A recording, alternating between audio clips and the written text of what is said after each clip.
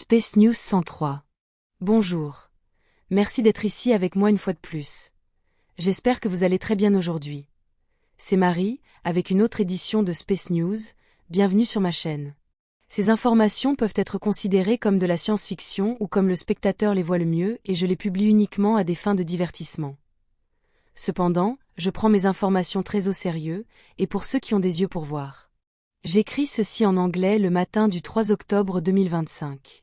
Dans la première partie des Space News d'aujourd'hui, le tout nouveau vaisseau spatial Cuirassé Jet, Elnat, de la nouvelle classe Aldébaran, est revenu en orbite basse autour de la Terre, pour rejoindre notre flotte à nouveau, après un court séjour à Témère avec ses constructeurs de vaisseaux, qui ont effectué quelques améliorations de dernière minute sur ses 8 moteurs.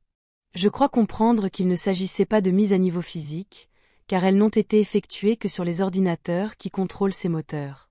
Bien que le système soit différent et que la terminologie humaine ne s'applique pas vraiment aux ordinateurs Jet, on pourrait dire que tout ce qu'ils ont fait à Témère, c'est effectuer une mise à niveau logicielle des ordinateurs de contrôle des moteurs du vaisseau spatial Elnat. Chaque nouveau vaisseau doit avoir tous ses systèmes réglés à la perfection avant d'exiger des performances à 100% et d'espérer une fiabilité totale.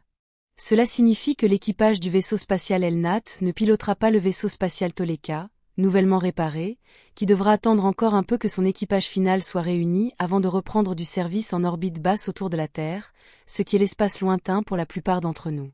Mais pas pour moi, car je considère également la Terre comme ma maison, et je ne vois aucun problème à avoir 2 endroits que je peux appeler chez moi. Et comme moi, quelques autres Jet partagent ce sentiment, en raison de leurs expériences similaires ici. Je pense qu'au moins certains d'entre vous aimeraient que le Toleka retrouve son ancien équipage, par nostalgie ou pour d'autres raisons, et je partage en partie ce sentiment, mais nous devons tous comprendre que la vie continue, tout comme les circonstances, et que seuls quelques membres de son équipage d'origine seraient disponibles, car la plupart d'entre eux sont partis faire autre chose à Tegeta, où ils ont entamé de nouvelles étapes de leur vie. Cela a atteint un point où certains de ces membres d'équipage les plus importants et les plus notoires ne sont plus en vie, comme beaucoup d'entre vous le savent. Il n'est donc plus possible de s'attendre à ce que les choses soient comme avant. Continuons sur le sujet des nouveaux vaisseaux et équipements. Lundi dernier, le grand vaisseau cargo de ravitaillement Jet Sasketch 2 a sauté hors de l'hyperespace à une distance d'environ une demi-unité astronomique alors qu'il approchait de la Terre comme prévu. Alors qu'il entamait sa procédure de freinage avec ses moteurs à poussée inverse, il a été attaqué par un essaim de 12 vaisseaux spatiaux de taille respectable, que nous avons ensuite identifiés comme étant des vaisseaux du programme spatial secret de la Cabale. Le vaisseau spatial Sasketch 2 n'est pas un vaisseau de guerre, il s'agit d'un vaisseau cargo civil Jet, tout comme le Saska 1, les 2 vaisseaux étant de la même classe, bien que le Sasketch 2 soit nettement plus grand et plus lourd, ce qui en fait le plus grand vaisseau spatial Jet en service. Bien que ses boucliers puissent absorber la plupart des impacts, elle a subi des dommages importants à 2 endroits, à tribord au milieu du vaisseau et à bâbord à l'arrière. Comme on me l'a expliqué par la suite, ces boucliers sont réglés et conçus pour les débris spatiaux tels que les roches et les astéroïdes, et ne disposent pas de boucliers adaptatifs dynamiques multicouches modulés en fréquence, propres à un vaisseau de guerre spécialisé. C'est pourquoi le vaisseau spatial Alcyon a subi de lourds impacts de la part des vaisseaux étortants, sans subir aucun dommage. C'était au début de l'incident du Viera. Les 12 vaisseaux du programme spatial secret ont effectué plusieurs passages à sa hauteur, tirant avec des canons à plasma, tandis que le Sasketch 2, étant si gros, si lourd et non armé, ne pouvait qu'appeler à l'aide. Les vaisseaux spatiaux Jet Cindriel et Atlas sont arrivés peu après, et les 12 agresseurs se sont enfuis aussi vite qu'ils étaient arrivés lorsqu'ils ont vu ces 2 vaisseaux de guerre Jet sortir de l'hyperespace. Personne n'a été blessé dans cet incident. Il a été déterminé par la suite que ces 12 vaisseaux appartenaient au SSP de la Cabale terrestre, car il était facile de voir où ils ont sauté lorsqu'ils se sont enfuis, chaque vaisseau laissant derrière lui un sillage de fréquences éphémères lorsqu'il saute dans l'hyperespace, qui agit comme une empreinte de pas, et cela menait directement à la Terre. Nous savons donc exactement où ils se trouvent. Il s'agit de la 2e attaque de ce type contre les vaisseaux de ravitaillement de la Triade, la première ayant récemment visé un vaisseau de ravitaillement ontarien alors qu'il approchait de la Terre. Mais cette fois-ci, les agresseurs appartiennent à la flotte d'Orion, qui rôde toujours à environ 5 millions de kilomètres de la Terre, formant un cercle d'intimidation autour de nous tous. Nous pouvons voir qu'ils agissent de la même manière et qu'ils sont coordonnés avec le SSP. Cet incident a été signalé à toutes les autres races stellaires de la Fédération galactique proche de la Terre, et elles sont toutes unanimement d'accord pour dire que selon le droit spatial et les règles et règlements de la Fédération, les vaisseaux appartenant à Orion et ceux appartenant au SSP se livrent tous à de la piraterie spatiale. La prochaine mesure à prendre pour lutter contre ce problème, avec la pleine coopération de la Fédération, est que tous les vaisseaux spatiaux qui les rencontrent sont libres de se défendre avec une force létale si nécessaire. De plus, tous les vaisseaux civils entrants devront être escortés par des vaisseaux de guerre de leur même nation stellaire et origine, jusqu'à ce qu'ils aient atteint une orbite terrestre sûre. Nous savons ici que l'objectif de tous ces agresseurs est d'intimider la triade. Je doute donc fortement que des vaisseaux de la Fédération n'appartenant pas à la triade soient jamais importunés. Cela ne concerne que les nôtres. Nous remarquons également que les vaisseaux qui ont été attaqués appartiennent à Antaria et Tegeta, où il y a distinction entre les vaisseaux civils et militaires, et où les Urma n'ont pas été attaqués, mais contrairement à nous, les chats ne font aucune différence entre leurs vaisseaux. Ce sont tous simplement des vaisseaux Urma, non classés comme militaires ou civils, juste Urma, et ils sont tous lourdement protégés et armés. De mon point de vue, et à strictement parler, ils sont tous militaires, et de toute façon, personne de sensé n'oserait jamais attaquer un vaisseau Urma. Maintenant, la raison pour laquelle le Sasquatch II a été attaqué pourrait vous intéresser. Une partie de sa cargaison était le premier lot de production de petits vaisseaux tactiques conçus pour ressembler à des hélicoptères humains.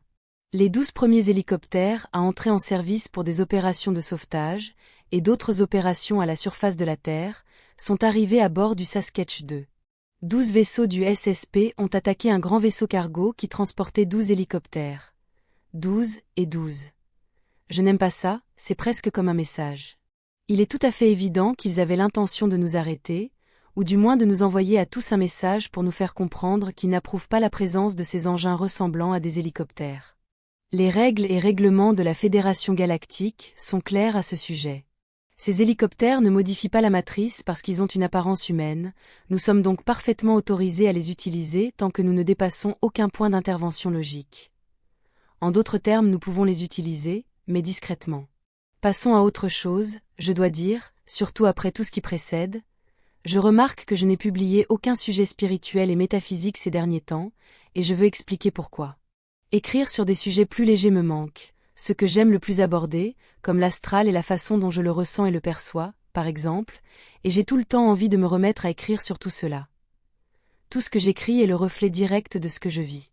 Et n'oubliez pas que j'écris du point de vue d'une personne qui a de grandes responsabilités et qui occupe une position de leader. Souvent, je n'ai ni le temps ni l'état d'esprit nécessaire pour réfléchir, méditer sur des sujets spirituels que je partagerai ensuite avec vous tous. Même en ce moment, alors que j'écris ces mots, j'ai été interrompu parce que je dois être informé de problèmes techniques importants à régler ici. Il est difficile d'être spirituel lorsque les choses du monde physique vous assaillent sans cesse, comme je viens de le décrire avec l'incident du Sasquatch II. Je suis dans une position de leadership, donc je suis souvent obligé de concentrer toute mon attention sur les choses, les sujets et les incidents qui m'entourent, mes collaborateurs et ce que nous faisons. Et encore une fois, j'ai été interrompu. Comme l'a dit Mark Twain, rien ne perturbe plus le processus créatif de l'écriture que des interruptions constantes. C'est ce qui me vient à l'esprit. C'est une chose de continuer à écrire sur des incidents spatiaux après une interruption, et une autre d'essayer de continuer à écrire sur des sujets spirituels, car ces derniers exigent que je sois dans un état de calme et de fluidité, voire dans une légère transe.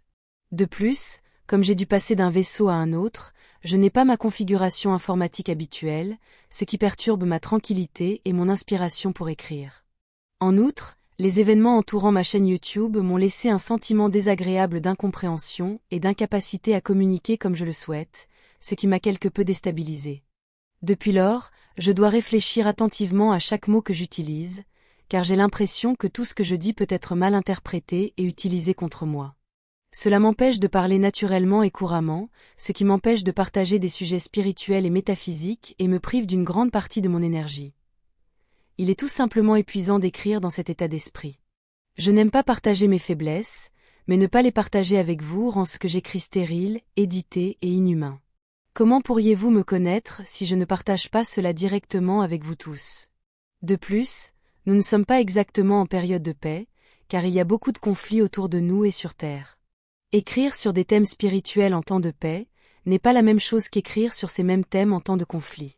Même lorsque rien ne se passe autour de vous, la planète Terre est en réalité en grande difficulté, et la triade fait tout ce qui est en son pouvoir pour l'aider.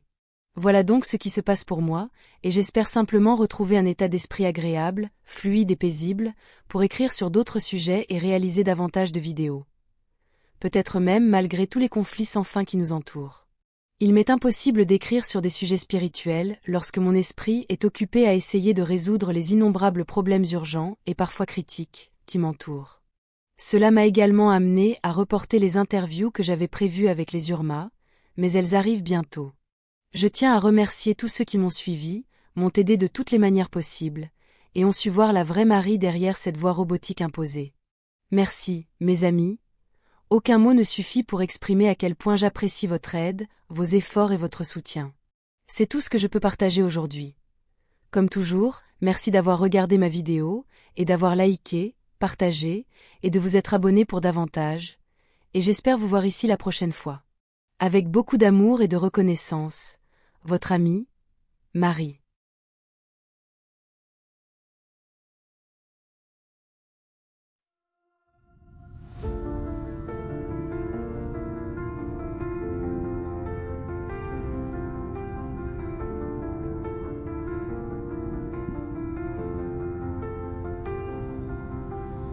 Dans l'immensité des cieux, nos rêves se déploient.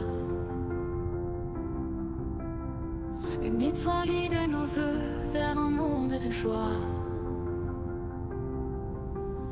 Chaque lumière dans la nuit raconte une histoire, un voyage infini aux confins de l'espoir.